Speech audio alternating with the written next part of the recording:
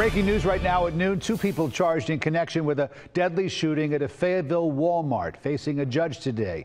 Adrian Jelks is facing several charges, including murder after police say he shot and killed Antavius Holton. A 9-year-old girl was also struck by a bullet. His girlfriend, Sandra Romero Nunez, was also in court for her alleged role in the shooting. Yes, Mr. Jelks, he already has fled once, and I'm not going to give him an opportunity to flee again. So his bond is denied. And I find it extremely unlikely that she would not have noticed a gun in the ride to the Walmart. I'm going to deny bond on both cases.